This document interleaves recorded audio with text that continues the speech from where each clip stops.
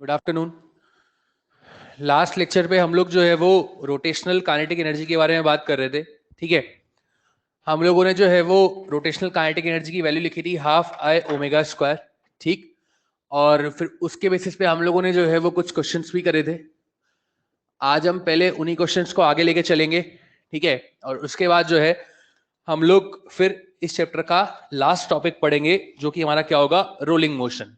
ठीक है, अब ध्यान से देखें। तो उन क्वेश्चंस को जब हम आगे लेके चलते हैं तो उन क्वेश्चंस में सबसे पहले हम एक सवाल करते हैं क्या, कि जैसे मान लीजिए यहां पर आपके पास एक रॉड है।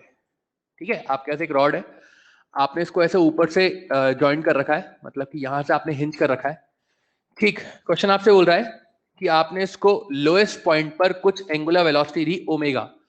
ठीक है, तो आपको बताना है कि जब रॉड का मास था m और लेंथ थी l, तो टोटल लेंथ इसकी l है, सेंटर ऑफ मास हम लोग जानते हैं l/2 पर होगा। ठीक है, आपने ऊपर से इसको फिक्स किया हुआ है। फिक्स किया हुआ है लाइक कि ट्रांसलेटरी मोशन नहीं कर सकता, रोटेटरी मोशन कर सकता है, घूम सकता है। ठीक है, आपने इसको बोला कि आपने लोएस्ट पॉइंट पर इसको कुछ एंगुलर वेलोसिटी ओमेगा, और आपको बताना है कि यार जब ये घूमेगा तो इसका सेंटर ऑफ मास जो है वो कितना ऊपर शिफ्ट होगा। ठीक है, मतलब अगर इसका सेंटर ऑफ मास जो है वो h हाइट तक शिफ्ट हो रहा है तो आपको ये बताना है कि यार इसका सेंटर ऑफ मास जो है वो कितना हाइट तक शिफ्ट होगा। ठीक, रॉड का मास m है और लेंथ l है। 1 मिनट का टाइम दे रहे हैं आपको। आपको ये बताना है कि जब इसको लोएस्ट पॉइंट पर आपने कुछ एंगुलर वेलोसिटी ओमेगा, तो आपको बताना है कि इसका सेंटर ऑफ मास जो है वो कितना शिफ्ट होगा। ठीक, तो बेसिकली इस सवाल को हम लोग जो है वो कंजर्वेशन ऑफ मैकेनिकल एनर्जी से सॉल्व करेंगे। ये मैं आपको हिंट भी दे देता हूँ। ठीक, ट्राई करें इसको, कैसे ट्राई करेंगे चलिए मैं बता ही देता हूँ आपको। दैट इज व्हाट हम लोग जानते हैं, वर्क डन बाय ऑल बराबर चेंज इन काइनेटिक एनर्जी। ठीक है, ऑल में क्या आ जाता है, conservative plus non conservative plus external बराबर चेंज इन काइनेटिक एनर्जी। यहाँ पर नॉन कंजर्वेटिव कुछ है नहीं, एक्सटर्नल हम खुद लेके नहीं जा रहे हैं, बस एक बार वेलोसिटी दी फिर खत्म कर दिया। यहाँ पर नॉन कंजर्वेटिव का माइनस का डेल्टा यू हो जाएगा बराबर डेल्टा के। तो यहाँ से हम क्या लिख सकते हैं, के प्लस यू बराबर कांस्टेंट, यानी के प्लस यू इनिशियल बराबर के प्लस यू फाइनल। ठीक है, इनिशियली हम लोगों ने इसको यहाँ पर बॉटम पे काइनेटिक एनर्जी कुछ दी है, that is what half I omega square, plus अगर मैं इसको रेफरेंस मान लूं, तो कहानी क्या होगी कि यार ये जो आपका सेंटर ऑफ मास है l/2 हाइट पर है, तो that becomes what mg l/2। अब ये जब तक ऊपर जाएगी, जैसे मान लीजिए कि यार यहां तक ये रॉड जो है वो कुछ ऐसे ऊपर चली गई, यहां तक कुछ आ गई, इसका सेंटर ऑफ मास मान लीजिए यहां चला जाएगा, ये h हाइट तक चला गया। अब इसके बाद कोई एंगुलर वेलोसिटी नहीं बची है भाई, जहां तक ये जा सकती थी चली गई, उसके बाद और ऊपर नहीं जा सकती, इतनी एंगुलर वेलोसिटी थी इसको ओमेगा। तो फाइनली इसकी काइनेटिक एनर्जी हो गई 0 और potential energy centre of mass h height तक शिफ्ट हो गया। तो अब ग्राउंड के रेस्पेक्ट में या बेस के रेस्पेक्ट में हमारी जो सेंटर ऑफ मास की हाइट है वो कितना होगा, l/2 प्लस h, तो that becomes what mg l/2 plus h। ठीक है, तो इस तरीके से हम इक्वेशन लिख देंगे तो हमारे पास जो है वो h की वैल्यू निकल करके आ जाएगी। ठीक है, क्वेश्चन क्या था, क्वेश्चन ये था कि हमने इसको बॉटम मोस्ट पॉइंट पे कुछ एंगुलर वेलोसिटी है ओमेगा, तो हमको बताना है इसका सेंटर ऑफ मास जो है वो कितना शिफ्ट होगा। ठीक, अब दूसरा इसी पैटर्न में एक और सवाल बन सकता है क्या, कि सर जब नीचे से ऊपर ले आ सकते हैं तो ऊपर से नीचे भी ला सकते हैं, बिल्कुल ऐसा कर सकते हैं। तो यहाँ पे मान लीजिए जैसे हमारे पास फिर से वही रॉड है।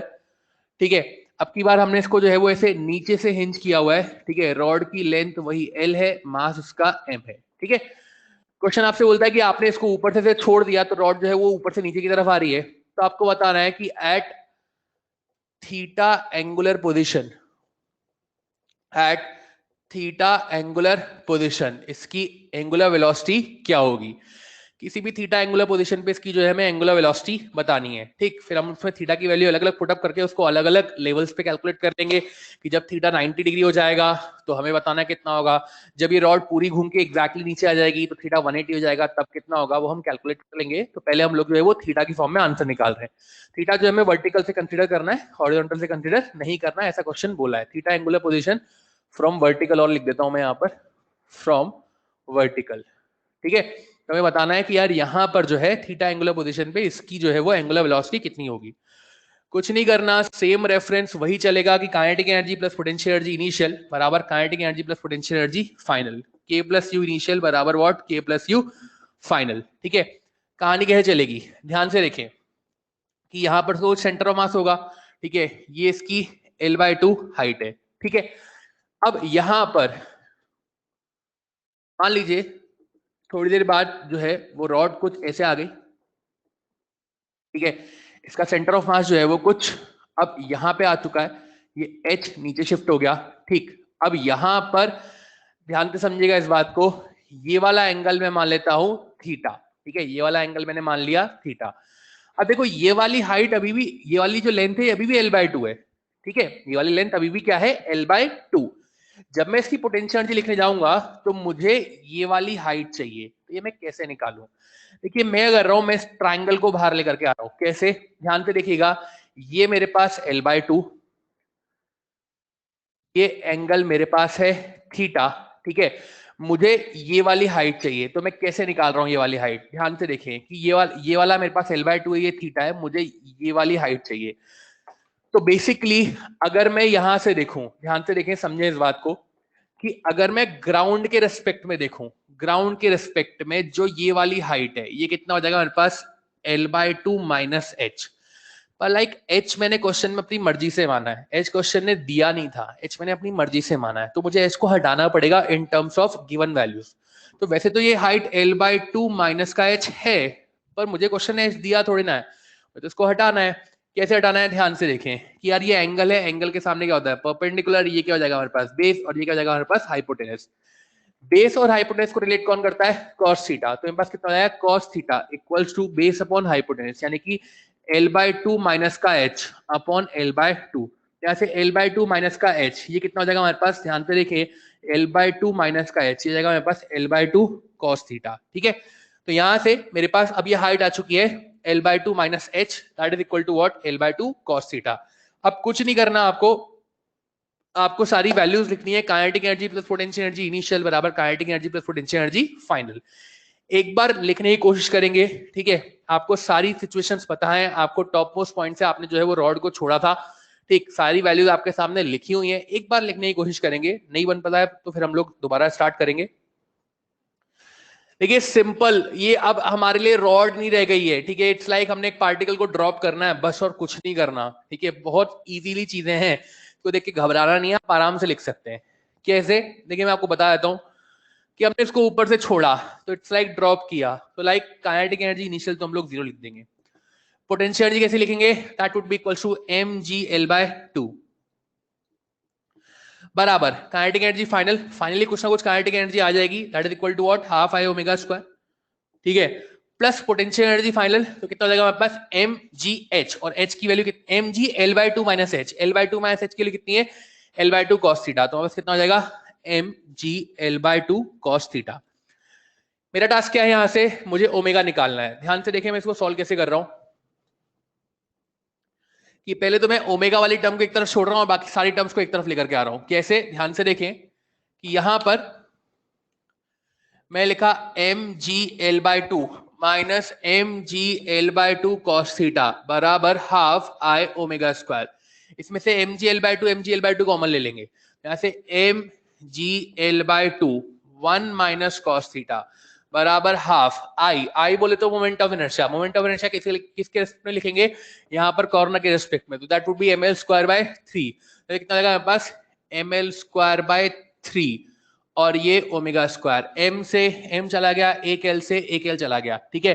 यहाँ 2 से 2 चला गया, तो हमारे पास कहानी क्या बनी कि 3g/l 1 माइनस कॉस थीटा बराबर ओमेगा स्क्वायर। अगर आपको ओमेगा निकालना हो तो यहाँ पे क्या आ जाएगा हमारे पास, रूट आ जाएगा। अब ध्यान से देखें यहाँ पर कहानी क्या है, कि अगर हमने थीटा एंगुलर पोजीशन में निकाल लिया, मान लो कि यहाँ पर थीटा के लिए 90 हो जाए, तो यहाँ पे कॉस 90 हो जाएगा। मान लो ये रॉड पूरी घूम करके ऐसे नीचे आ जाए, ठीक है, यहाँ पर ऐसे स्ट्रेट थी, अब ये घूम करके ऐसे नीचे आ जाए, तो पूरा चक्कर ले, मतलब ऐसे आधा चक्कर ले ले, पूरा अपना कंप्लीट कर ले, तो लाइक उस केस में थीटा कितना जाएगा, 180, cos 180 कितना होता है, -1। तो इस तरीके से हम वैल्यूज पुट अप कर लेंगे, हमारे पास क्या आ जाएगा, आंसर आ जाएगा, ठीक है। इस तरीके से ये सवाल हम लोग देख सकते हैं, शायद इसको नोट कर सकते हैं, अच्छा सवाल है ये, ठीक है।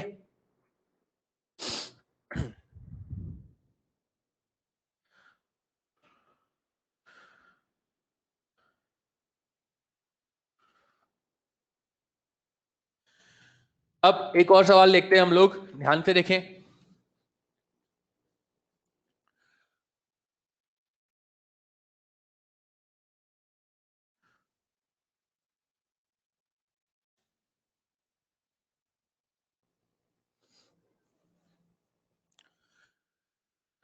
नेक्स्ट हमारे पास अगला सवाल क्या है, ध्यान से देखिएगा। इसमें बोला जाए वही हमारे पास एक रॉड है, ठीक है, एक रॉड है, उसको हमने ऐसे ऊपर से ऐसे हिंज कर रखा है, रॉड का मास है m, लेंथ है उसकी l, ठीक है। उससे बोला जाए कि यार बॉटम मोस्ट पॉइंट पे इसको कितनी एंगुलर वेलोसिटी दी जाए, ओमेगा कितना दिया जाए, मिनिमम इसको दिया जाए, जिससे ये जो है एक वर्टिकल सर्कल कंप्लीट कर ले। मैं एक बार थोड़ी सी छोटी रॉड बना के दिखाता हूँ आपको।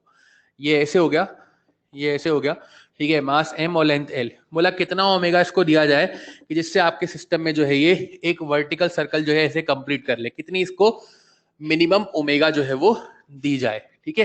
तो बेसिकली यहां पर जो है हमें ये कैलकुलेट करना है। अब ध्यान से देखेंगे कि यार हमें बोला जाए इसको मिनिमम कितनी ओमेगा एंगुलर वेलोसिटी दी जाए, ठीक।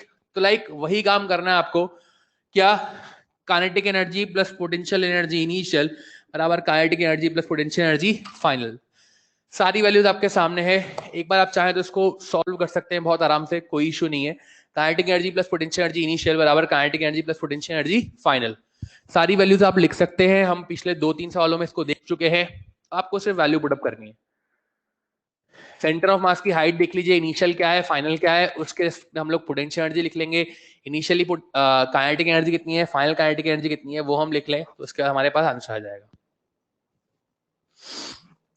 देखिएगा भाई, इनिशियली हमने इसको ग्राउंड से कुछ एंगुलर वेलोसिटी दी, तो ग्राउंड पे इसके पास कुछ काइनेटिक एनर्जी है half I omega square, plus potential energy ध्यान से देखें तो ये L/2 हाइट पर है, तो पोटेंशियल एनर्जी कितनी जाएगी हमारे पास mgL/2, तो mgL/2 बराबर।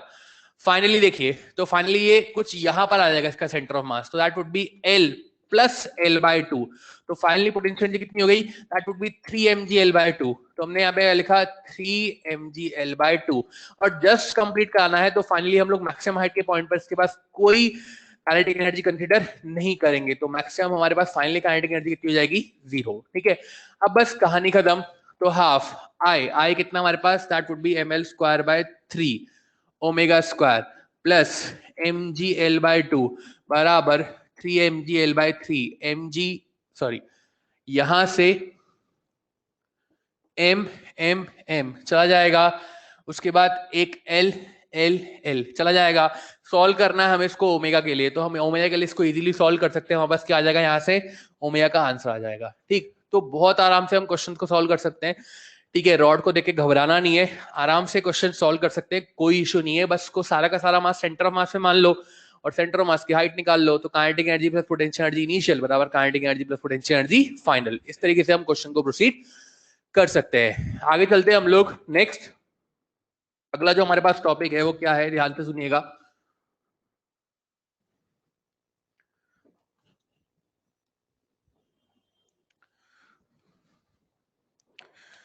अगला जो हमारे पास टॉपिक है वो है रोलिंग मोशन, ठीक है। रोलिंग मोशन, रोलिंग मोशन क्या है, देखिए हमने चैप्टर जब स्टार्ट किया था तो हमने आपको बताया था, एक हम पढ़ते हैं ट्रांसलेटरी मोशन। ट्रांसलेटरी मोशन का मतलब क्या है कि कोई ऑब्जेक्ट अगर ट्रांसलेटरी मोशन कर रहा है, यानी उसका हर पॉइंट की जो स्पीड है, जो लीनियर वेलोसिटी है, वो क्या होनी चाहिए, same, v v v v v v v, हर पॉइंट की लीनियर वेलोसिटी क्या होनी चाहिए, सेम। जो काम यहाँ पर v का है वो काम वही रोटेशनल मोशन में किसका है, ओमेगा का है, कि अगर कोई ऑब्जेक्ट रोटेशनल मोशन कर रहा है तो उसमें हर पॉइंट की एंगुलर वेलोसिटी क्या होनी चाहिए, सेम, ठीक है। तो यहाँ पर हम ऐसे टेंजेंशियल टू द पाथ बना रहे हैं, हर पॉइंट की एंगुलर वेलोसिटी क्या होनी चाहिए, सेम। यहाँ पर जो linear velocity centre of mass की वो क्या लिखते हैं, 0 लिखते हैं, घूम रहा है अपनी जगह पर। अगर मैं दोनों टाइप के मोशन को मिला दूं, दोनों टाइप के मोशन को मिला दूं, यानी ट्रांसलेशनल प्लस रोटेशनल मिला दिया जाए, तो फिर ऐसे मोशन को हम लोग क्या कहते हैं, रोलिंग मोशन। यानी अब ऑब्जेक्ट जो है वो चल भी रहा है और घूम भी रहा है, तो ऐसे टाइप के मोशन को हम लोग क्या कहते हैं, रोलिंग मोशन। यानी यहाँ पर जो है ऑब्जेक्ट के पास ट्रांसलेटरी मोशन भी होगा, वो आगे भी बढ़ रहा है और वो अपनी जगह पर घूम भी रहा है, तो ऐसे मोशन को हम लोग क्या कहते हैं, रोलिंग मोशन। इसकी कुछ कंडीशन होती है, क्या कंडीशन होती है, सबसे पहले रोलिंग मोशन के लिए बात, कंडीशन ये है, इंपॉर्टेंट कंडीशन ये है कि ये जो पॉइंट ऑफ कॉन्टेक्ट है इसकी वेलोसिटी हमेशा क्या होनी चाहिए, 0 होनी चाहिए।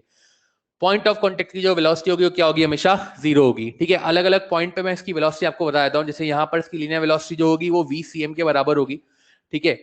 पहले हमारे पास ये रोटेशनल में 0 थी, ये इससे मिल गया, तो रोटेशनल में vcm 0 था, ट्रांसलेटरी वाला vcm मिल गया, तो यहाँ पर इसकी लीनियर वेलोसिटी कितनी हो गई, vcm, ठीक है। अगर मैं मान लो इस a पॉइंट की वेलोसिटी लिखने जाऊं, तो यहाँ पर एक तो v ऑलरेडी था, अब एक यहाँ पर ओमेगा मतलब इसकी एक एंगुलर वेलोसिटी ओमेगा और आ गई, तो हम लोग जानते हैं v बराबर क्या होता है r ओमेगा, यानी a पॉइंट की वेलोसिटी क्या लिखेंगे, एक तो v थी और एक ओमेगा r और आ गई, यानी एक v और आ गई, यहाँ पर a पॉइंट की टोटल वेलोसिटी कितनी हो गई, that is equal to what 2v।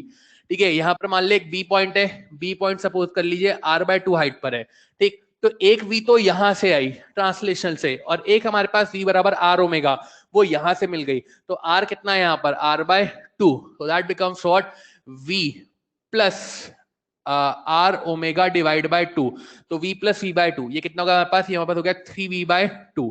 ठीक है, यहाँ पर देखें, यहाँ पर r तो 0 है, ठीक है, तो यहाँ पर सिर्फ एक v काम कर रहा है। ठीक, अब ध्यान से देखें, जैसे हम यहाँ पे आ जाते हैं, यहाँ पर हम देखें तो लाइक ये ऐसे घूम रहा है, ठीक है, ऐसे घूम रहा है, तो अब इसकी एंगुलर वेलोसिटी जो होगी वो अपोजिट डायरेक्शन में होगी, तो अब जो लिखेंगे वो क्या लिखेंगे, दैट इज v माइनस, मान लीजिए ये r/2 पर ही है, तो v minus r omega by 2, that becomes what v/2, और जब यहाँ पर लिखने जाएंगे तो क्या लिखेंगे, यहाँ पर लिखा जाएगा इसको v माइनस v, यानी कितना हो जाएगा 0।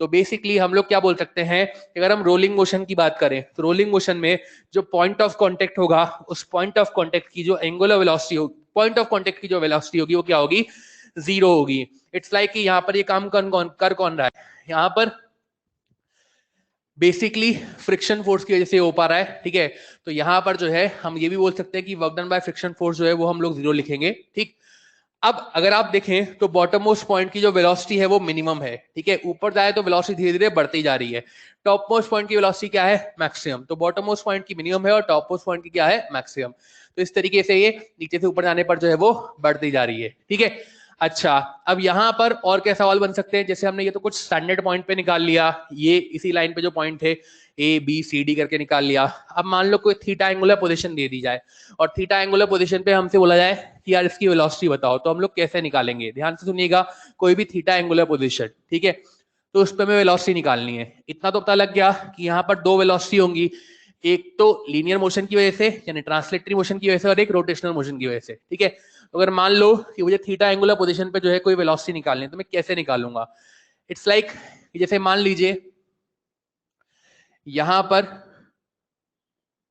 ये कोई पॉइंट है P, ठीक है, इस पर एक v तो इस तरफ काम कर रहा है और एक v इस तरफ काम कर रहा है, एक ट्रांसलेटरी एक रोटेटरी। ठीक है, वर्टिकल से कुछ थीटा एंगल है, तो मुझे इस पर इसकी वेलोसिटी निकालनी है, कैसे निकालूं, देखिए दो वेलोसिटी है, वेलोसिटी वेक्टर क्वांटिटी होती है तो वेक्टर सम लेना पड़ेगा, वेक्टर सम कैसे लेते हैं, √a² + b² + 2ab cos theta, theta उन दोनों के बीच का एंगल होता है, मान लीजिए इन दोनों के बीच का एंगल है अल्फा, अब मुझे अल्फा की वैल्यू चाहिए, देखिए ये वाला एंगल थीटा है, तो हमारे पास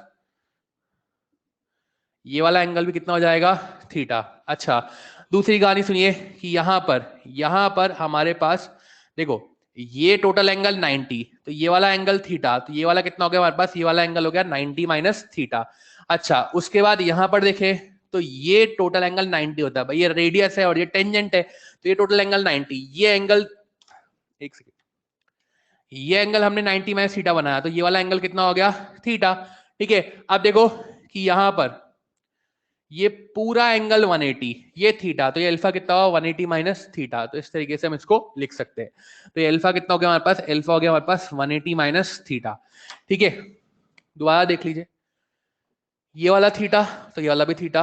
ठीक है, अब यहां पर अगर हम ध्यान से देखें तो ये पूरा 90, ये थीटा तो ये 90 माइनस थीटा, फिर उसके बाद हमारे पास ये 90 माइनस थीटा, तो ये वाला कितना हो गया थीटा, क्योंकि ये भी हमारे पास जो है यहां से लेकर यहां तक ये भी 90 है, तो ये वाला थीटा हो गया, तो ये 90 माइनस थीटा हो गया। अब उसके बाद ये पूरा जो ग्रीन में मार्क है वो 180 है, ये थीटा गया तो ये कितना गया 180 माइनस थीटा, इस तरीके से हम लिख सकते हैं इसको। तो बेसिकली कुल मिलाकर बात यह है कि दोनों के बीच का एंगल कितना है 180 माइनस थीटा, तो रिजल्टेंट निकालने गए बी रिजल्टेंट, तो इज इक्वल टू कितना बनेगा √a² + b² + 2ab cos 180 minus theta, cos 180 minus theta कितना होता है माइनस कॉस थीटा, तो कितना बनेगा हमारे पास √v² + v² बोले तो 2v², तो हमारे पास क्या बनेगा 2v² + 2v² cos 180 minus theta, that is what minus cos theta, तो यहां से इसको माइनस लगा देता हूं, तो माइनस कॉस थीटा, इन दोनों में से 2v² कॉमन ले लीजिए, तो हमारे पास कितना बनेगा equals to √2v², 1 minus cos theta. देखो हम जानते हैं 1 माइनस कॉस 2 थीटा होता है 2 साइन स्क्वायर थीटा। जब यहाँ पे एंगल 2 थीटा है तो यहाँ पे एंगल थीटा है। अब अगर मैं ऐसे लिखूं 1 माइनस कॉस थीटा, अगर यहाँ पे एंगल थीटा है तो ये कितना हो जाएगा थीटा बाय 2, यानी 2 साइन स्क्वायर थीटा बाय 2। तो बस कितना बन गया equals to under root 2v square और 2 साइन स्क्वायर थीटा बाय 2। तो हमारे पास कितना आ गया, ये आ गया हमारे पास 2v साइन थीटा बाय 2। तो ये हमारे पास क्या आ गया, किसी भी थीटा एंगल पे अगर हमें वेलोसिटी लिखनी हो तो हम इस तरीके से इसको लिख सकते हैं 2v साइन थीटा बाय 2। ठीक है, आगे चलते हैं हम लोग। नेक्स्ट हमारे पास क्या आता है, नेक्स्ट हमारे पास आता है रोलिंग मोशन में काइनेटिक एनर्जी। ठीक है, अगर हमें रोलिंग मोशन में काइनेटिक एनर्जी लिखनी हो तो हम लोग कैसे लिखेंगे, ध्यान से देखिए। रोलिंग मोशन का मतलब क्या होता है, रोलिंग मोशन का मतलब होता है ट्रांसलेटरी प्लस रोटेटरी। तो यहाँ पर जो काइनेटिक एनर्जी आएगी, जो टोटल काइनेटिक एनर्जी आएगी वो क्या होगा, एक तो ट्रांसलेटरी मोशन की काइनेटिक एनर्जी और एक रोटेटरी मोशन की काइनेटिक एनर्जी। ठीक है, तो ध्यान से सुने, अगर मैं यहाँ पर रोलिंग मोशन में टोटल काइनेटिक एनर्जी लिखने जाऊं तो टोटल काइनेटिक एनर्जी क्या होगा, एक तो काइनेटिक एनर्जी ट्रांसलेशनल प्लस एक काइनेटिक एनर्जी रोटेशनल। ठीक है, ट्रांसलेशनल मोशन की बात करें तो ट्रांसलेशनल मोशन की जो काइनेटिक एनर्जी होगी that would be equals to half M V square. Rotational motion की बात करें तो रोटेशनल मोशन की जो काइनेटिक एनर्जी होगी that is equal to what, half I omega square. ठीक है, अब ध्यान से देखें तो half M V square plus half I omega square. हम लोग जानते हैं कि यार हम लोग आई बोले तो मोमेंट ऑफ इनर्शिया, इसको क्या लिख सकते हैं, आई को लिख सकते हैं हम M K square in terms of radius of gyration.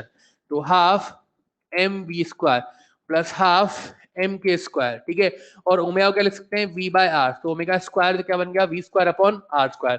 अब इसमें से half M V square common ले लीजिए, हमारे पास क्या बनेगा half M V square 1 plus K square upon R square. ठीक है, ये हमारे पास क्या हो गया total kinetic energy of rolling motion. ठीक है, अब ध्यान से देखें कि यहां पर इसमें कुछ पार्ट जो है वो ट्रांसलेशनल का है और कुछ पार्ट जो है वो रोटेशनल का है। कभी कभी हमसे बोलता है, क्वेश्चन बोलता है fraction of kinetic energy corresponding to translational motion. ठीक है, मतलब कि यार टोटल काइनेटिक एनर्जी के रेस्पेक्ट में कितना पार्ट जो है वो ट्रांसलेशनल मोशन के पास जाता है। ठीक है, तो fraction of kinetic energy with respect to translatory motion या ट्रांसलेशनल मोशन, क्या लिखेंगे उसको, kinetic energy of translatory divide by kinetic energy of total.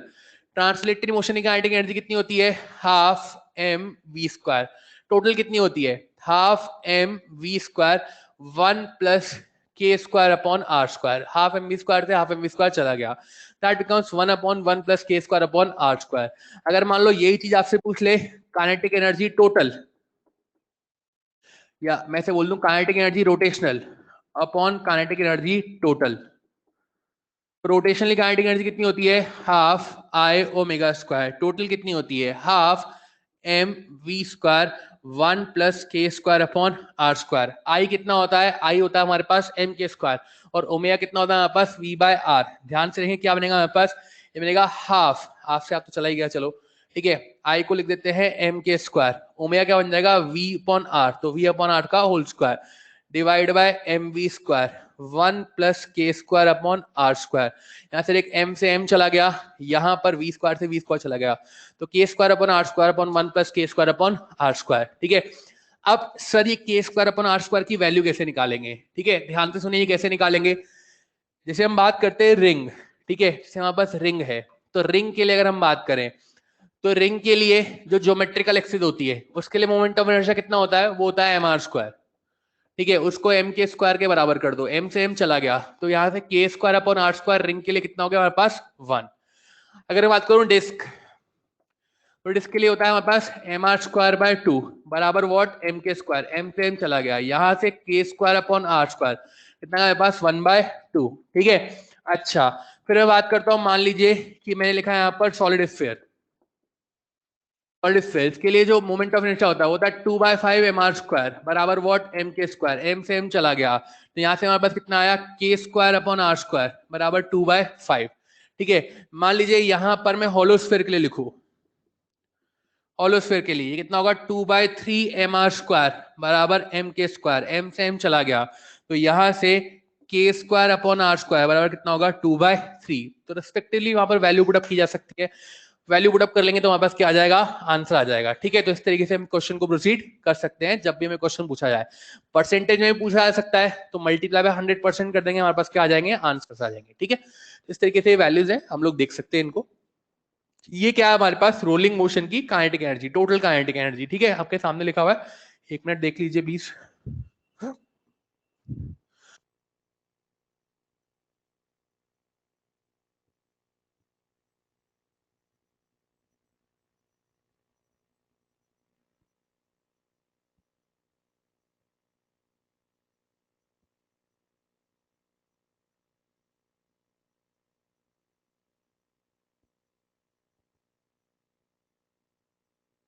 Next आगे चलते।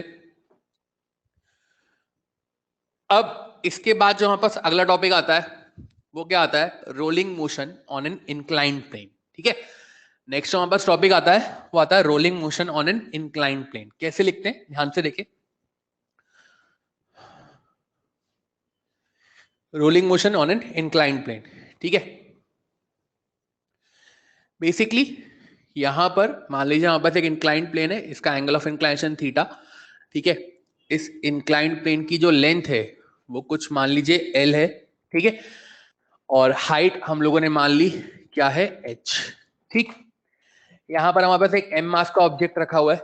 ठीक है, हमें इसके बारे में बात करनी है। रोलिंग मोशन कर रहा है, रोलिंग मोशन कर रहा है, सरफेस पे फ्रिक्शन है, फ्रिक्शन जो है वो यहाँ पर कुछ इस तरफ काम करेगा एफ, इसका वेट जो है वो mg काम करेगा नीचे की तरफ।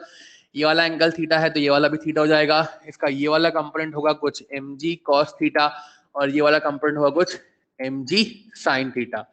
ठीक है, यहाँ पर एक नॉर्मल एक्शन काम करेगा कुछ n। ठीक है, ध्यान से देखें तो यहाँ पर दो टाइप के मोशन हो रहे हैं, एक तो ट्रांसलेटरी और एक रोटेटरी। ठीक है, तो बेसिकली अगर मैं ट्रांसलेटरी मोशन की बात करूं तो यहाँ पर कितना होगा हमारे पास, ट्रांसलेटरी मोशन में एक यहाँ पर mg sin थीटा डाउनवर्ड काम कर रहा है और एक f यहाँ पर अपवर्ड काम कर रहा है। तो नेट फोर्स क्या लिखेंगे, नेट फोर्स बराबर मास इनटू एक्सीलरेशन, दोनों अपोजिट डायरेक्शन में काम करें, दोनों को क्या कर देंगे, सबट्रैक्ट कर देंगे। तो that would B mg sin theta minus का f बराबर m इंटू ए। ठीक है, यहाँ पास नेट फोर्स की क्या आ गई, इक्वेशन आ गई।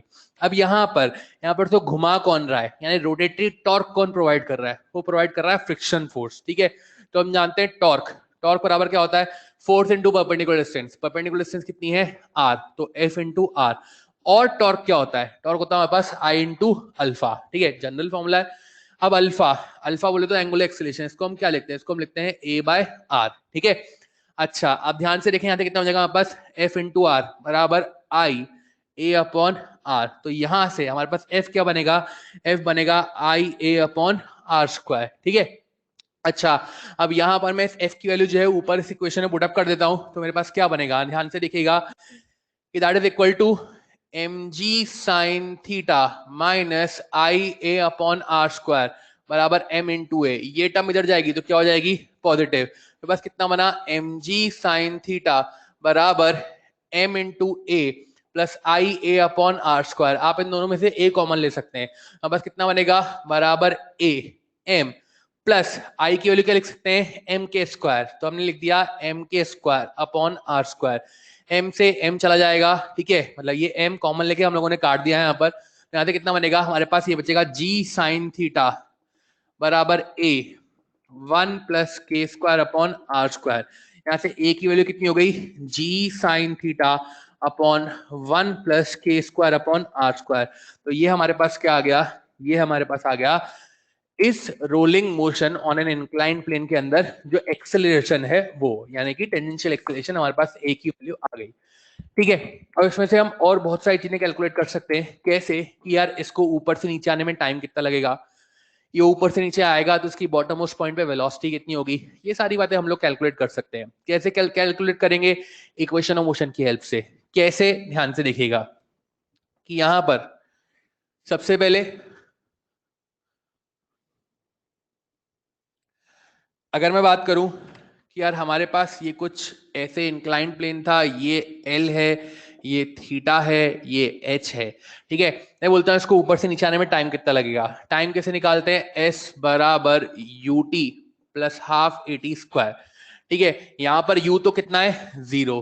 ठीक है, एस यानी कि डिस्प्लेसमेंट कितना है, एल बराबर हाफ ए की वैल्यू कितनी है, ए की वैल्यू हमारे पास जी sine theta upon 1 plus K square upon R square, और ये हो गया हमारे पास टी स्क्वायर। ठीक है, या चलिए पहले मैं एक बार वैल्यू लिख लेता हूँ, हाफ ए टी स्क्वायर, तो यहाँ से टी की वैल्यू कितनी जाएगी, टी आ जाएगा हमारे पास अंडर रूट 2l अपॉन ए, और ए की वैल्यू कितनी है हमारे पास अंडर रूट 2l अपॉन ए कितना है जी sine theta upon 1 plus K square upon R square.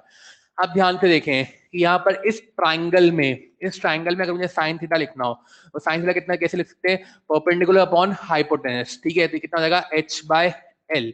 ठीक है, तो यहाँ से अगर मैं साइन थीटा की वैल्यू पुटअप कर दूं, या अगर मान लीजिए यहाँ पर अगर मैं जो है वो h की वैल्यू देखूं, h की वैल्यू कितनी जाएगी l साइन थीटा। ठीक है, या फिर अगर मैं l लिखना चाहूं तो मैं l कैसे लिख सकता हूं, l लिख सकता हूं मैं यहाँ से h अपॉन साइन थीटा। ठीक है, अब सर इससे क्या फर्क पड़ेगा, ध्यान से देख, यहाँ से 2 कितना हो गया, 2 गया तेरे पास अंडर रूट 2, एल की जगह हम लिख रहे हैं क्या, h अपॉन साइन थीटा, तो h अपॉन ये साइन थीटा एक ऑलरेडी था, एक साइन थीटा और आ गया, तो क्या बनेगा साइन स्क्वायर थीटा, तो हमारे पास क्या बनेगा साइन स्क्वायर थीटा इनटू में g 1 plus K square upon R square, ये साइन स्क्वायर थीटा यहां से बाहर आएगा तो क्या बनेगा sine theta, that becomes what 1 upon sine theta under root 2h upon G 1 plus K square upon R square.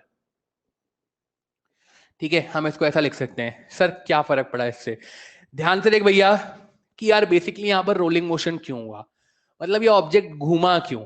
ठीक, अगर सिंपली नीचे आ रहा होता ट्रांसलेटरी मोशन में तो कोई दिक्कत नहीं थी, रोलिंग मोशन क्यों हुआ, रोलिंग मोशन इसलिए हुआ क्योंकि सरफेस से फ्रिक्शन था। क्वेश्चन तेरे को बोले कि कोई इंक्लाइंड प्लेन पे कोई ऑब्जेक्ट को या रिंग को या ऐसे ही हमने डिस्क को ड्रॉप कर दिया, ठीक है, सरफेस स्मूथ है, फ्रिक्शनलेस है, तो यहाँ पर हमें रोलिंग कंसीडर नहीं करना है। रोलिंग की वजह से कौन सी फैक्टर आता है, 1 plus K square upon R square, इसका ये हट जाएगा, टाइम कितना आएगा अंडर 2h अपॉन जी और 1 अपॉन साइन थीटा। ठीक है, अगर मान लो ऐसे बोला जाए कि सरफेस पे फ्रिक्शन अवेलेबल है मतलब रोलिंग करेगा, ट्रांसलेटरी प्लस रोटेटरी दोनों करेगा, तो फिर हमें ये वाला फैक्टर भी कंसीडर करना है। ध्यान रखिएगा क्वेश्चन कैसे बनेगा, क्वेश्चन ऐसे बनेगा, बोलेगा कि एक सरफेस जो है वो स्मूथ है, हमने ऑब्जेक्ट को छोड़ दिया, तो फिर रोलिंग वाला फैक्टर नहीं लेंगे, ये वाला फैक्टर नहीं लेंगे। अगर मान लो कि सरफेस से फ्रिक्शन है, सरफेस स्मूथ नहीं है, तो फिर हमें ये वाला फैक्टर भी लेना पड़ेगा, तो वो रोलिंग वाला कंसीडर करना पड़ेगा। ठीक है, अच्छा, और ध्यान से चलते हैं, आगे चलते हैं। ठीक है, इसमें और क्या पॉसिबिलिटी बन सकती है, जैसे अगर आप ध्यान से देखो कि यहां पर मैंने बोला कि मान लो ऐसे आपके पास जो है वो h हाइट है, ठीक है, h हाइट है, ठीक है, एक बार कहानी ऐसे है, ये थीटा, ठीक है, फिर आपने क्या करा, आपने मान लीजिए यहां पर जो है वो, अब आपने ऐसे थीटा डैश या थीटा थीटा 1 और ये मान लीजिए थीटा 2, जैसे हम थीटा से थीटा 2 की तरफ जा रहे हैं तो एंगल क्या हो रहा है, बढ़ रहा है। अब ध्यान से देखो, मान लो कि एक बार यहां से ऑब्जेक्ट को ड्रॉप किया, एक बार सेकंड वाले प्लेन से ऑब्जेक्ट को ड्रॉप किया, या इसको थीटा 1 मान लेते हैं, इसको थीटा 2 मान लेते हैं, इसको थीटा 3 मान लेते हैं, तो जैसे जैसे 1 से 3 की तरफ जा रहे हैं एंगल क्या हो रहा है, बढ़ रहा है। एक बार मान लो आपने फर्स्ट प्लेन से ऑब्जेक्ट को ड्रॉप किया, एक बार सेकंड से ड्रॉप किया, एक बार थर्ड से ड्रॉप किया, तीनों ही केस में हाइट क्या है, सेम, 2 कांस्टेंट है, h कांस्टेंट है, g कांस्टेंट है। मान लो सेम ऑब्जेक्ट को ड्रॉप किया, ऑब्जेक्ट सेम है, तो इसका मतलब 1 plus K square upon R square भी क्या हो जाएगा, सेम हो जाएगा। तो आप ध्यान से देखो कि जो टाइम है, वो टाइम क्या हो जाएगा, inversely proportional to sine theta. ठीक है, जैसे जैसे एंगल बढ़ेगा वैसे साइन थीटा की वैल्यू बढ़ेगी, तो टाइम क्या हो जाएगा, कम हो जाएगा। तो इन दैट केस जो t1 होगा वो t2 और ये t3, यानी t3 जो है वो, सॉरी, इन केस जैसे जैसे एंगल बढ़ेगा वैसे साइन थीटा की वैल्यू बढ़ेगी, टाइम क्या हो जाएगा, कम हो जाएगा। टाइम कम हो जाएगा मतलब जिसका एंगल ज्यादा उसका टाइम सबसे कम, तो t3 t2 और ये t1, यानी कि t3 वाले प्लेन से जो है सबसे जल्दी ऑब्जेक्ट जो है वो नीचे आएगा। ठीक है, और t1 वाले प्लेन से जो है वो सबसे लेट ऑब्जेक्ट नीचे आएगा। यहाँ पर ऑब्जेक्ट जो है वो सेम था और बेसिकली जो है वो यहाँ पर एच पी सबके लिए क्या है, सेम है। तो इस तरीके से हम ये रिजल्ट कंक्लूड कर सकते हैं। इसीलिए हमने जो है वो यहाँ से क्या करा, यहाँ से एल को सब्स्टिट्यूट करके इन टर्म्स ऑफ एच लेके आए थे। तीनों के लिए एल अलग अलग है पर तीनों के लिए एच क्या है, सेम है, तो हम ऐसे देख सकते हैं इसको। ठीक, आगे चलते हैं हम लोग। नेक्स्ट अगली कहानी क्या है हमारे पास, ध्यान से देखें कि ये तो हमने क्या निकाल लिया, ये तो हमने निकाल लिया टाइम।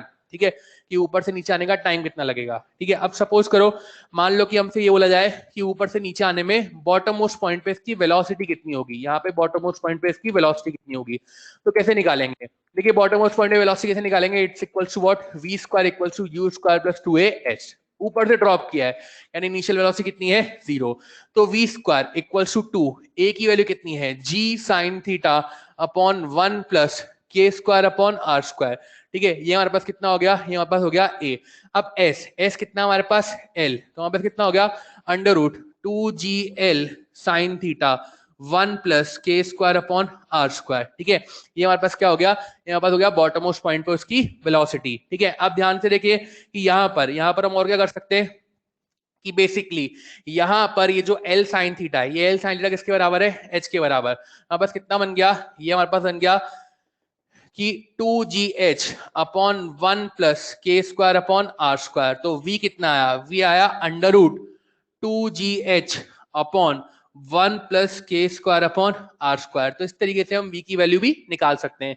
ये v क्या है, बॉटम मोस्ट पॉइंट पे जो है उसकी वेलोसिटी, ऑब्जेक्ट की वेलोसिटी। ठीक है, इस तरीके से हम ये सारी वैल्यू कैलकुलेट कर सकते हैं। तो हमने कैलकुलेट क्या करा, एक हमने एक्सेलेरेशन कैलकुलेट करा, एक हमने टाइम कैलकुलेट करा, और एक हमने बॉटम मोस्ट पॉइंट पे उसकी वेलोसिटी कैलकुलेट करी। ठीक है, आगे चलते हैं हम लोग नेक्स्ट। अब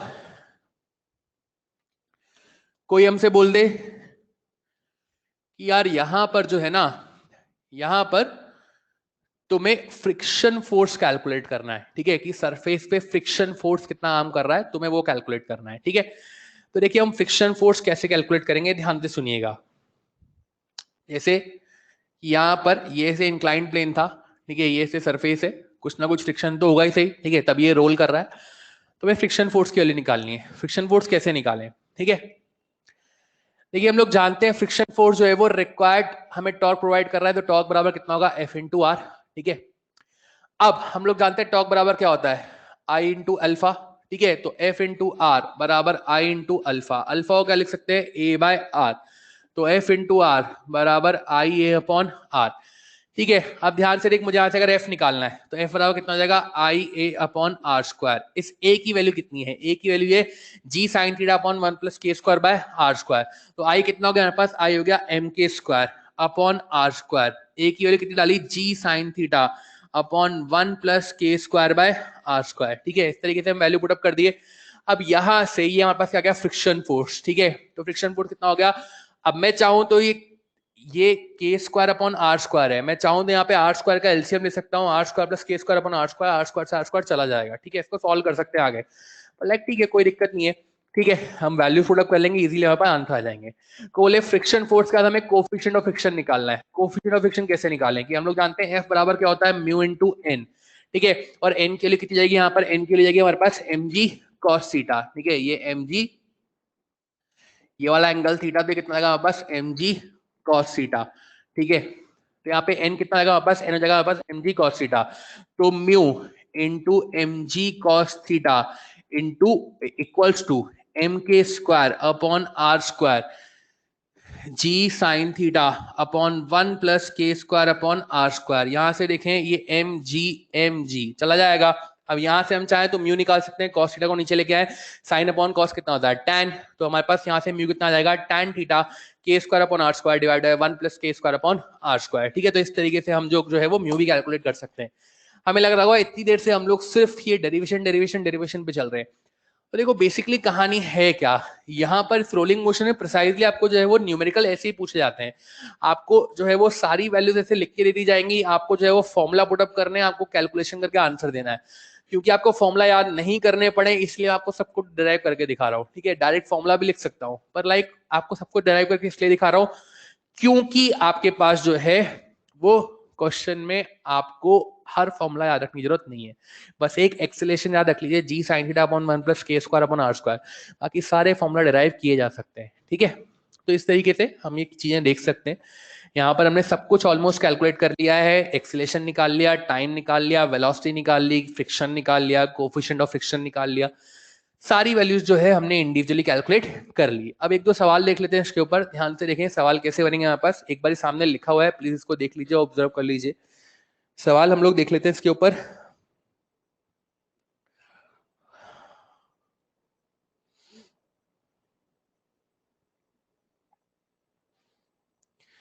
ठीक,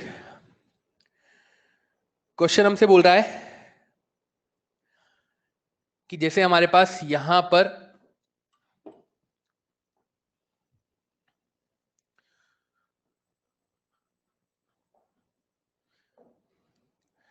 यहाँ पर हमारे पास एक ऑब्जेक्ट है, ठीक है, एक ऑब्जेक्ट है कुछ इस तरीके से, उसको हमने कुछ v वेलोसिटी दी है और यहाँ पर ये कुछ h हाइट पे पहुंच रहा है और h की जो वैल्यू है वो है 3v² / 4g, ठीक है। हमें बताना है हमारे पास एक बॉडी है जो कि प्योर रोलिंग परफॉर्म कर रही है, ऊपर से मतलब नीचे से ऊपर की तरफ जा रही है, और ये जो इसने मैक्सिमम हाइट ट्रैवल करी है वो h = 3v² / g है। ये जो v है, v इसकी सेंटर ऑफ मास की वेलोसिटी है एट हॉरिजॉन्टल प्लेन। तो हमें बताना है शेप ऑफ द ऑब्जेक्ट क्या होगा। ये v जो है इसके सेंटर ऑफ मास की वेलोसिटी है एट हॉरिजॉन्टल प्लेन, तो हमें बताना है कि इस ऑब्जेक्ट का शेप कितना है अगर ये जो है ये प्योर रोलिंग परफॉर्म कर रही है और h की जो वैल्यू है वो 3v² / 4g है, ठीक है। तो हमें बताना है शेप ऑफ द ऑब्जेक्ट क्या होगा। तो 1 मिनट का टाइम दे रहा हूं, प्लीज इसको ट्राई करेंगे। बॉटम मोस्ट पॉइंट पे v वेलोसिटी दी है, ठीक है। ये आपके सामने सवाल है, हमें बताना है इसका शेप ऑफ द ऑब्जेक्ट क्या होगा।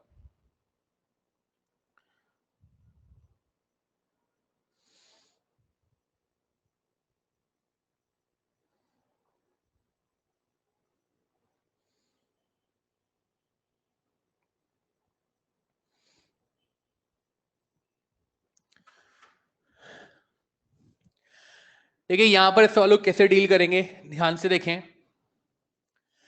Basically shape of the object का आइडिया देखो यार, हमने अभी पिछले जितने भी डेरिवेशन करे जहां पे एक्सीलरेशन निकाला, टाइम निकाला, वेलोसिटी निकाली, तो वहां पे सब में हमें k² / r² का फैक्टर मिला। k² / r² की वैल्यू हमने कैसे निकाली, हमने क्या करा, मोमेंट ऑफ इनर्शिया को m² के बराबर कर दिया और हमारे पास k² / r² की वैल्यू आ गई। तो हम इस सवाल में क्या करेंगे, अलग अलग शेप के लिए k² / r² की वैल्यू अलग अलग थी।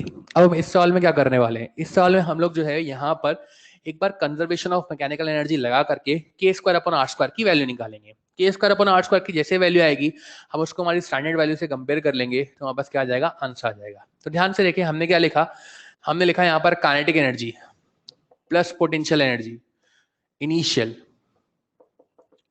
बराबर kinetic energy plus potential energy final. Kinetic energy initial कितनी दी है हमारे पास, half mv²। Potential energy initial बराबर 0। अच्छा काइनेटिक एनर्जी फाइनल, फाइनली तो रेस्ट पे आ गया तो kinetic energy 0 plus potential energy कितना हो जाएगा mgh, और h के लिए कितने बस 3v² / 4g। यहां पर हम लोग इस इक्वेशन को सॉल्व करेंगे। क्या इक्वेशन कंप्लीट है क्या, नहीं। क्वेश्चन ने में बोला ये प्योर रोलिंग कर रहा है, अरे भैया रोलिंग कर रहा है तो रोलिंग की काइनेटिक एनर्जी लिखनी पड़ेगी ना, that would be equal to half mv² 1 + k² / r²। तो हमने रोलिंग की काइनेटिक एनर्जी लिखी है। अब यहां से कितना बना हमारे पास, हाफ m v², ठीक है, v² को v² लिख देते 1 + k² / r² equals to mgh, h की वैल्यू कितनी है हमारे पास 3v² / 4g। यहां से देखें v² से v² चला गया, m से m चला गया, तो बस कितना बना 1 + k² / r² बराबर ये 2 से ये 2 टाइम चला जाएगा, तो हमारे पास कितना बनेगा, दैट बिकम्स व्हाट 3/2, ठीक है। 1 + k² / r² कितना होना बस 3/2, ये g से g भी चला गया, तो यहां से अगर मैं लिखूं k² / r² दैट बिकम्स 3/2 - 1 कितना होगा हमारे पास 1/2। अब ये k² / r² 1/2 कहाँ होता है, ठीक है, हम लोग जानते हैं डिस्क के लिए अगर बात करें तो mr²/2 बराबर क्या लिखते हैं m², m से m चला गया तो k² / r² कितना था 1/2।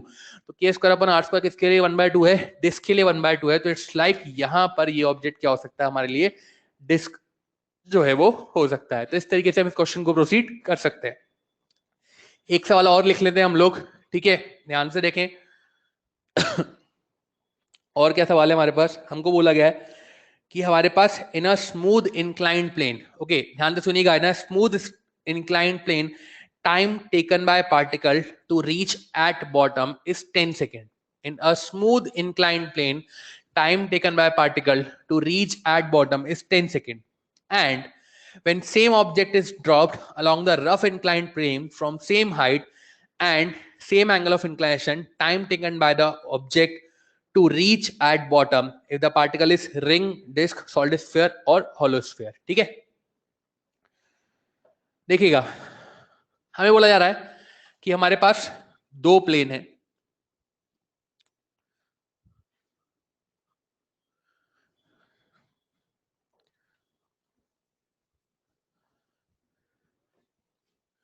देखो हमारे पास जो है वो यहां पर दो प्लेन है, एक हमारे पास स्मूथ है और एक हमारे पास रफ है। यहाँ पर h, दोनों के लिए h और ये दोनों के लिए थीटा, सब सेम दिया हुआ है। यार जब हमें स्मूथ की बात करनी है तो हमने आपको बताया था स्मूथ के लिए जो टाइम होता है, टाइम कितना होता है 1/sin θ√2h/g, 1/2h/g 1+k²/r², यानी आपको ये वाला फैक्टर कंसीडर करना है। अगर आपके पास रफ इंक्लाइन प्लेन है, यानी यहाँ पर रोलिंग मोशन कंसीडर करेंगे, देखो अगर हमारे पास स्मूथ प्लेन है तो वो रोलिंग नहीं होगी, वो सिर्फ घूमता हुआ नीचे आएगा, ठीक है, वो सिर्फ घूमेगा। और अगर हम यहाँ पर जो है वो रफ प्लेन लेंगे तो वहां पर रोलिंग भी होगी, तो यानी यहाँ पर हमारे पास जो टाइम होगा √2h/g 1+k²/r², ठीक है, और ये 1/sin θ। उससे बोला जब स्मूथ प्लेन पे नीचे छोड़ रहे हैं तो जो टाइम लग रहा है वो 10 सेकंड लग रहा है, यानी ये वाला टाइम जो है वो 10 सेकंड है, ठीक है। तो हमें रफ प्लेन के लिए बताना है, ठीक है। रफ प्लेन के लिए कैसे बताएं, तो यहां पर देखिए कि जो ये वाला फैक्टर है √2h/g sin θ, ये वैल्यू कितनी है हमारे पास 10 सेकंड है। अब जो ये वाला टाइम होगा t डैश, ये इसको t डैश लिख देते हैं, t डैश कितना होगा हमारे पास, that would be equals to t dash equals to 10 और √1/1+k²/r², ठीक है। अब अगर मान लो ये ऑब्जेक्ट रिंग है तो रिंग के लिए हम लोग जानते हैं k²/r² के लिए कितनी होती है 1। अगर ये ऑब्जेक्ट डिस्क है तो डिस्क के लिए k²/r² के लिए कितनी होती है 1/2, ठीक है। सॉलिड स्फीयर है, सॉलिड स्फीयर के लिए हम लोग कितने लिखते हैं 2/5, ठीक है। हॉलो स्फीयर है, हॉलो स्फीयर के लिए वैल्यू कितनी लिखते हैं 2/3। तो इस तरीके से हम रेस्पेक्टिव वैल्यू पुटअप कर सकते हैं। रेस्पेक्टिव वैल्यू पुटअप करने पर हमारे पास क्या आ जाएंगे, आंसर आ जाएंगे। तो देखिए अगर स्मूथ प्लेन है तो सिर्फ 1/sin θ√2h/g, अगर रफ प्लेन है तो 1/sin θ√2h/g 1+k²/r²। जब आपको सॉल्व कर रहे थे तभी बता दिया था, ठीक है।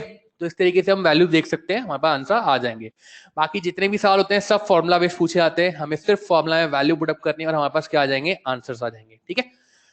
नेक्स्ट, इस चैप्टर का लास्ट टॉपिक, इस चैप्टर का लास्ट टॉपिक हमारे पास क्या है, ध्यान से देखिएगा, दैट इज व्हाट, टॉपलिंग।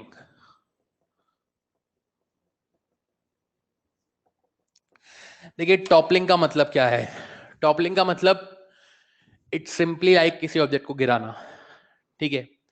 जब हम नाम सुनते हैं टॉपलिंग तो हमें लगता है कुछ बहुत टिपिकल सी बात आने वाली है, पर ये कुछ टिपिकल नहीं है, इट्स सिंपली लाइक किसी ऑब्जेक्ट को गिराना, ठीक है। जैसे मान लीजिए कि हमारे पास यहाँ पर एक ऑब्जेक्ट है, ठीक है, एक बॉक्स है, इस बॉक्स का वेट mg काम कर रहा है नीचे की तरफ और नॉर्मल डायरेक्शन काम कर रहा है ऊपर की तरफ। पहले मैं आपको बता देता हूँ टॉपलिंग क्या है, फिर मैं इसके बारे में थोड़ी कंडीशंस क्या होती हैं और चीजें क्या होती हैं इसके बारे में बात करेंगे, ठीक है।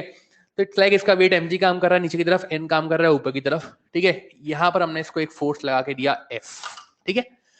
अब इट्स लाइक कि जैसे मेरे पास ये ऑब्जेक्ट था, ठीक है, ये ऐसे सरफेस पे रखा हुआ है, जब मैं यहाँ पर इस टॉप मोस्ट पॉइंट पे से फोर्स लगाऊंगा तो ऐसा थोड़ा ना हो कि थोड़ा सा फोर्स लगाते ही गिर जाएगा, लाइक इस पे फोर्स लगाना पड़ेगा, लगाएंगे तो क्या होगा, ये धीरे धीरे धीरे धीरे ऐसे टिल्ट होगा, टिल्ट होगा।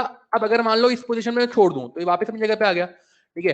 अगर मान लो मैं थोड़ा सा फोर्स लगाया तो इसको यहाँ पे छोड़ दिया तो वापस अपनी जगह पे आ गया, थोड़ा सा और आगे ले गए तो वापस अपनी जगह पे आ गया।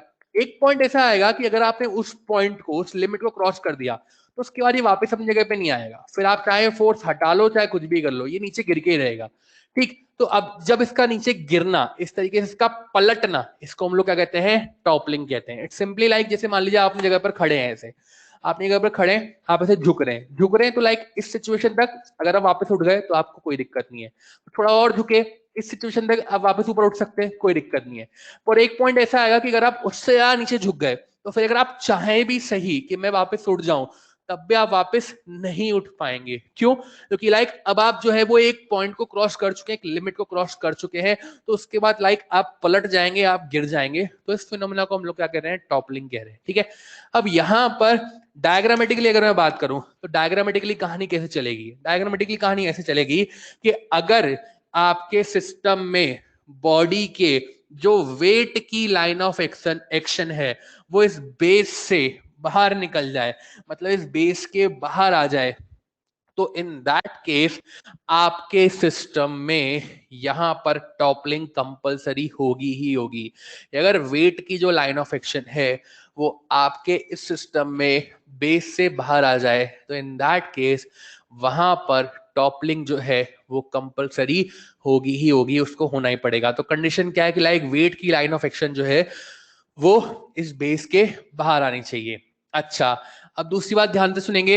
यहाँ पर हम और क्या क्या बातें कर सकते हैं, और ये बातें कर सकते हैं कि जैसे देखिए, अगर मान लीजिए हमारे पास ये ऑब्जेक्ट है, इसका वेट काम कर रहा है mg नीचे की तरफ, तो ये n काम करता है ऊपर की तरफ। ये n क्या होता है? ये n होता है नॉर्मल रिएक्शन। क्या बोलते हैं इसको? इसको कांटेक्ट फोर्स भी बोलते हैं।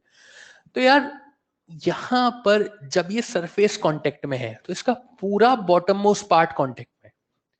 ऐसा थोड़ी ना है कि सिर्फ ये एक ही पॉइंट कांटेक्ट में है। तो फिर हमने नॉर्मल रिएक्शन सिर्फ यहीं पे क्यों लगाया? नॉर्मल रिएक्शन सब जगह लगना चाहिए था। इट्स लाइक जैसे मान लीजिए कि हमारे पास यहाँ पर इसका वेट mg गया नीचे, ये सरफेस कांटेक्ट थी, तो कांटेक्ट तो जिस जिस पॉइंट से कांटेक्ट है वहां पर सब जगह काम करना चाहिए। तो लाइक यहाँ पर नॉर्मल एक्शन सब जगह थोड़ा थोड़ा नॉर्मल एक्शन काम कर रहा है। पर लाइक हुआ क्या कि जब हमने इन सारे फोर्सेस का वेक्टर सम लिया तो इनका जो रिजल्टेंट है वो रिजल्टेंट यहाँ पर इस पॉइंट से पास हो रहा है, और इसको हमने इसलिए यहाँ पर ड्रॉ किया है n। ऐसा नहीं है कि नॉर्मल एक्शन सिर्फ इसी पॉइंट पे काम कर रहा है, वो तो हर पॉइंट पे काम कर रहा है। पर लाइक क्या हुआ कि हमने इन सारे फोर्सेस का तो इनफाइनाइट पॉइंट हो सकते हैं, तो इनफाइनाइट फोर्सेस थोड़े ना डायग्राम में दिखाएंगे, तो इसीलिए हमने क्या किया, इन सारे फोर्सेस का रिजल्टेंट निकाला, और रिजल्टेंट निकालने के बाद जो है वो हम लोगों ने यहाँ पर इसको ड्रॉ किया, और ये हमें नॉर्मल रिएक्शन मिला। अच्छा, मतलब नॉर्मल रिएक्शन जो है, अगर रिजल्टेंट मतलब मान लो इस पॉइंट से पास ना होकर के अगर रिजल्टेंट यहां से पास हो रहा होता, सपोज अगर ऐसा हो रहा होता, तो फिर क्या हम यहां एंड ड्रॉ करते? बिल्कुल यहां एंड ड्रॉ करते। अच्छा, अगर यहां इस पॉइंट से पास हो रहा होता तो यहां ड्रॉ करते क्या? बिल्कुल यहां ही करते। तो इसका मतलब नॉर्मल रिएक्शन हम कहीं और भी ड्रॉ कर सकते थे अगर रिजल्टेंट उस पॉइंट से पास हो रहा होता तो बेसिकली यहां पर एक और जो इंपॉर्टेंट फैक्टर है वो कौन है? Normal reaction. अब इसको फील करते हैं जैसे, इट्स लाइक जैसे मैं यहां पर खड़ा हूं, अभी मेरा जो मैक्सिमम वेट है, ठीक है, अगर मैंने बोला पैरों पे अगर मेरा जो वेट पड़ रहा है वो कहां पड़ रहा है? वो पीछे की तरफ पड़ता है, ठीक है, जो आपका पीछे वाला पैर के पीछे वाला पोर्शन है उस पर आपका पैर का मैक्सिमम वेट पड़ रहा है। अब जैसे मान लीजिए आप आगे की तरफ झुकते जा रहे हैं, आगे की तरफ झुकते जा रहे हैं, तो क्या हो रहा है कि लाइक अब उस समय आपका वेट जो है वो आगे की तरफ शिफ्ट होता जा रहा है, वो आपके टोस पे आता जा रहा है, मतलब फ्रंट पार्ट पे आता जा रहा है। तो क्या हुआ कि अब यहाँ पर जैसे आप आगे की तरफ झुकते गए तो आपके वेट का मैक्सिमम पार्ट जो है वो आगे शिफ्ट होता जा रहा है, और एक पॉइंट ऐसा आएगा कि जितना उस पॉइंट तक अगर आप पहुंच गए तो फिर आप वापस नहीं उठ पाएंगे, मतलब आप फिर वो गिरेंगे गिरेंगे, टॉपल करेंगे करेंगे। तो इट्स लाइक मतलब इस टॉपलिंग वाली प्रोसेस में हो क्या रहा है कि आपके वेट का मैक्सिमम पार्ट आगे शिफ्ट हो रहा है। अगर मैक्सिमम पार्ट आगे शिफ्ट हो रहा है तो इन दैट केस वहां पर जितने भी फोर्स लगेंगे उनका रिजल्टेंट भी जो है वो पहले कंपैरिजन में क्या शिफ्ट होगा? आगे शिफ्ट होगा। इसका मतलब जब हम ऑब्जेक्ट को ऐसे घुमाते जा रहे हैं तो इसका वेट जो है वो इस तरफ शिफ्ट होता जा रहा है, और यानी उनका रिजल्टेंट भी कुछ आगे की तरफ शिफ्ट हो जाएगा। यानी कि यहाँ पर इस टॉपलिंग की प्रोसेस में ऑब्जेक्ट का जो नॉर्मल रिएक्शन है वो अपने रेगुलर प्लेस से थोड़ा सा आगे की तरफ जो है वो शिफ्ट हो जाता है। इसको हम क्या बोलते हैं? Normal shift. ठीक, क्यों होता है? सिंपली आप फील कर सकते हैं कि इट्स लाइक नॉर्मल क्या है, जितने भी कॉन्टेक्ट फोर्स है सबका रिजल्टेंट है जिसका हमने पॉइंट ऑफ कॉन्टेक्ट जो है वो मार्क किया हुआ है, सेंटर पॉइंट पे से मार्क किया हुआ था। पर क्या हुआ कि जब हम इसको टॉपल कर रहे हैं तो लाइक ये ऑब्जेक्ट का जो मैक्सिमम वेट है वो आगे की तरफ शिफ्ट हो रहा है, तो इनका रिजल्टेंट जितने भी कॉन्टेक्ट फोर्स होंगे उनका रिजल्टेंट भी आगे की तरफ शिफ्ट होगा, और यहां पर इसलिए हमारे सिस्टम में नॉर्मल क्या हो जाएगा? शिफ्ट हो जाएगा। ठीक है, अब पहला सवाल आपसे ये पूछता है कि बताओ ये नॉर्मल कितना शिफ्ट हुआ? ठीक है, हमें नॉर्मल कितना शिफ्ट हुआ उसकी वैल्यू निकालनी है। तो मैंने मान लिया कि यार सपोज करो नॉर्मल जो है वो एक्स शिफ्ट होगा। सरफेस पे हम लोग फ्रिक्शन मान रहे हैं, फ्रिक्शन इसलिए मान रहे हैं क्योंकि हम लोग बोल रहे हैं कि ये सरफेस जो है वो सफिशिएंटली रफ है, मतलब ये ऑब्जेक्ट स्लिप नहीं करेगा, ये टॉपल ही करेगा। ठीक है, स्लिप नहीं करेगा, टॉपल ही करेगा, सरफेस जो है वो सफिशिएंटली रफ है। ठीक है, अच्छा, इसका वेट mg काम कर रहा है नीचे की तरफ। मैं यहाँ पर ए पॉइंट के रेस्पेक्ट में जो है वो यहाँ पर जो है कंसीडर कर रहा हूँ, टॉर्क ले रहा हूँ। ठीक है, ए पॉइंट के रेस्पेक्ट में टॉर्क ले रहा हूँ, मान लेते हैं ये हाइट जो है वो h। ठीक है, अब ए पॉइंट के रेस्पेक्ट में देखो कितने फोर्स काम कर रहे हैं। mg इसी पॉइंट से पास हो रहा है, टॉर्क खत्म। F इसी पॉइंट से पास होगा, टॉर्क खत्म। ठीक है, अब यहां पर देखें ये कैपिटल F, ठीक है, ये कैपिटल F का टॉर्क निकाले तो ये कैसे घुमा रहा है? ये घुमा रहा है आपके सिस्टम को क्लॉकवाइज, और ये n कैसे घुमा रहा है? Anti clockwise. तो कैपिटल F का टॉर्क कितना होगा? F into H. n का टॉर्क कितना होगा? माइनस का n इंटू एक्स बराबर 0। नेट टॉर्क इक्वेट कर दिया। अब यहां से कहानी कितनी बनी कि F इंटू एच बराबर n इंटू एक्स। तो यहां से जो x की लिखी जाएगी वो जाएगी एफ एच अपॉन एन, ठीक है। अब यहां से अगर मैं n निकालना चाहूं तो n के लिए कितनी होगी mg, तो that would be equals to what F H upon mg, ठीक है। आप देख सकते हैं कि जो x है ये नॉर्मल शिफ्ट जो है ये f के प्रोपोर्शनल है। इट्स लाइक जितना f अप्लाइड फोर्स ज्यादा होगा उतना ही नॉर्मल शिफ्ट क्या होगा ज्यादा होगा, ठीक है। इतना फोर्स ज्यादा लगाएंगे उतना ही क्या होगा नॉर्मल ज्यादा आगे शिफ्ट होगा। और एक पॉइंट ऐसा आएगा कि इट्स लाइक ये आपका सिस्टम जो है वो टॉपल कर जाएगा। उस केस में वहां नॉर्मल मैक्सिमम कहाँ होगा, नॉर्मल मैक्सिमम यहाँ होगा। भाई ऐसा तो है नहीं कि लाइक ऑब्जेक्ट यहाँ पर है और नॉर्मल वहां पर हो जाएगा, आगे थोड़ी ना होगा भैया, ऑब्जेक्ट के आसपास ही तो होगा ना, मतलब जहां पे कॉन्टेक्ट होगा वहीं तो नॉर्मल होगा। इट्स लाइक रहेगा ऑब्जेक्ट की लिमिट में ही, बाहर नहीं जाएगा, पर मैक्सिमम यहां तक चला जाएगा, ठीक है। अब क्वेश्चन इसमें ये भी पूछ सकता है कि बताओ अगर इसको टॉपल कराना है, तो इसमें मैक्सिमम या मिनिमम कितना फोर्स लगाना पड़ेगा। टॉपल कराने के लिए इसमें मिनिमम जो है वो कितना फोर्स आपको लगाना पड़ेगा। तो हमने कहा टॉपल कराने के लिए देखो आपने यहाँ पे फोर्स लगाया, सपोज करें एफ, एक सेकेंड, आपने यहां पे फोर्स लगाया ऐसे एफ, यहां पर नॉर्मल रिएक्शन आया एन, ठीक है। यहां पर ये हो गया हमारे पास mg, इस डिस्टेंस को मान लेते हैं l, तो ये हो जाएगी हमारे पास l/2। ये हाइट हमने h ऑलरेडी ले ही रखी है, ये हमारे पास सरफेस का फ्रिक्शन फोर्स है ही सही, ठीक है। तो अगर हम यहाँ पे फिर से वही इस a पॉइंट के में टॉर्क निकालते हैं, कैसे निकालेंगे, दो ही फोर्स हैं, एक तो f और एक n। तो हमने कितना लिखा F into H minus N into l/2 बराबर वॉट 0। तो F इंटू एच बराबर n इंटू l/2। अब यहां से n के लिए कितनी है mg, हमारे पास कितना हो गया, that would B mg l/2। तो F कितना आ जाएगा हमारे पास mg l/2h, ठीक है। तो ये हमारे पास क्या आ गया F, that is what minimum force on which object topples. ये वो मिनिमम फोर्स है जहां पर हमारा ऑब्जेक्ट कर रहा है टॉपल कर रहा है, ठीक है। इतना फोर्स आपको लगाना पड़ेगा।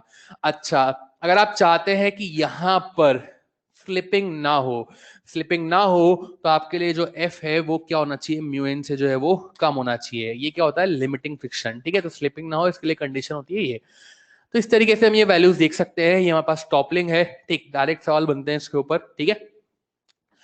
म्यू निकालना हो तो म्यू इंटू एन, मतलब म्यू निकालना हो तो एन को डिवाइड कर देंगे, बस म्यू भी आ जाएगा, ठीक है। तो इस तरीके से वैल्यूज है, ठीक। तो ये रोटेशनल मोशन का लास्ट टॉपिक था। यहाँ पे आके रोटेशनल मोशन हमारा जो है वो एंड होता है, ठीक है। अब ध्यान से सुनिएगा कि लाइक रोटेशनल मोशन एक इंपॉर्टेंट चैप्टर है, ठीक है। थोड़ा सा बड़ा है, चीजें थोड़ी सी ज्यादा है, तो इसलिए हमको लगता है टफ है। लाइक सिर्फ नाम टफ है, ठीक है। अगर आप अंदर की चीजें देखें तो लाइक बहुत ही इजी है, आप आराम से प्रोसीड कर सकते हैं। चैप्टर को सेक्शंस में बांट के पढ़िए कि लाइक आज मुझे जो है वो एंगुलर मोमेंटम पढ़ना है, कल मुझे टॉर्क पढ़ना है, फिर मैं जो है वो रोलिंग के बारे में पढ़ूंगा। एक दिन में पूरा पढ़ने जाएंगे तो एक दिन में नहीं होगा, ठीक है। एक दिन टॉर्क पढ़े, टॉर्क के सवाल करें, एक दिन एंगुलर मोमेंटम पढ़े, एंगुलर मोमेंटम के सवाल करें। अगर आपने पूरा पढ़ा हुआ है तो फिर आप पूरा एक साथ डील करें।